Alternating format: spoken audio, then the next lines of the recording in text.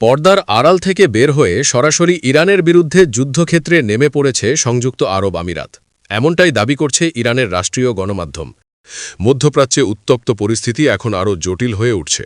শুধু ইসরায়েল বা আমেরিকা নয়, এবার সরাসরি যুদ্ধের ময়দানে নেমে পড়েছে উপসাগরীয় আরও একটি দেশ।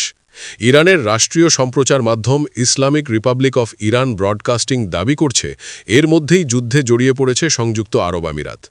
দুটো গুরুত্বপূর্ণ ঘটনার মাধ্যমে এই সম্পৃক্ততা প্রমাণিত।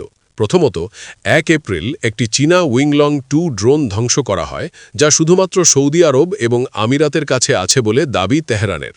দ্বিতীয়ত, ২২ মার্চ ইরানের জাস্ক দ্বীপের আকাশে একটি আমিরাতি মাইরেস ২০০ ফাইটার জেটকে প্রতিহত করা হয়েছে বলে জানানো হয়।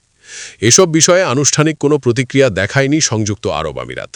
ইরান দীর্ঘদিন ধরে অসম যুদ্ধ কৌশল ব্যবহার করে আসছে। তাদের শক্তি শুধু সেনাবাহিনীতে নয়, তেহরানের ভাণ্ডারে রয়েছে দূরপাল্লার মিসাইল, উন্নত ড্রোন প্রযুক্তি এবং আঞ্চলিক মিত্রগোষ্ঠী। যদি ইরানের বিরুদ্ধে আমিরাত বা সৌদি আরব সরাসরি যুদ্ধে নামে, তাহলে দাঁত ভাঙা জবাব দিতে প্রস্তুত তেহরান। এর ফলাফল হবে খুবই ভয়ঙ্কর। তেল স্থাপনায় টার্গেটেড হামলা, সামরিক ঘাঁটিতে নির্ভুল মিসাইল আঘাত এবং সমুদ্রপথে বিঘ্ন সৃষ্টির মাধ্যমে সৌদি আরব ও সংযুক্ত আরব আমিরাতকে টালমাটাল করে দেবে ইরান। মধ্যপ্রাচ্যে উত্তেজনার সূত্রপাত হয় ২৮ ফেব্রুয়ারি। ওই দিন থেকে ইরানে যৌথ হামলা শুরু করে ইসরায়েল আমেরিকা জোট।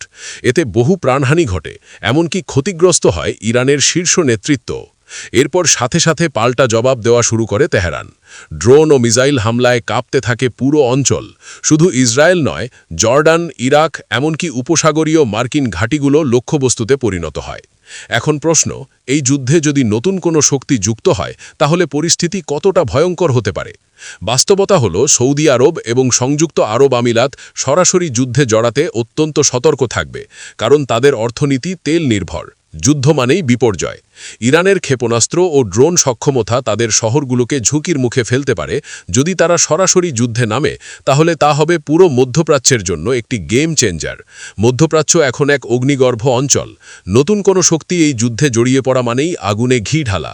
ইরান দেখিয়ে দিচ্ছে চাপের মুখে থেকেও তারা পাল্টা জবাব দিতে প্রস্তুত, এবং সেই জবাব হতে পারে হিসাবের বাইরে। এই সংঘাত কোথায় গিয়ে থামবে তা এখনও অজানা। তবে একটি বিষয় স্পষ্ট, এই যুদ্ধ আর শুধু দুই দেশের মধ্যে সীমাবদ্ধ নেই। এটি ধীরে ধীরে নির্ধারণ করছে পুরো অঞ্চলের ভবিষ্যৎ। বিশ্লেষকগণ মনে করছেন, মধ্যপ্রাচ্য ছাড়াও এই যুদ্ধ ধীরে ধীরে ছড়িয়ে পড়ছে গোটা বিশ্বে। যত দিন যাচ্ছে, তত পরিস্থিতি খারাপের বেঁকে যাচ্ছে। যুদ্ধ যদি দিন দিন বাড়তে থাকে, তাহলে বিশ্ব অর্থনীতি চরমভাবে ক্ষতিগ্রস্ত হবে, আর এর প্রভাব ভারতীয় উপমহাদেশ সহ গোটা বিশ্বে ছড়িয়ে পড়বে।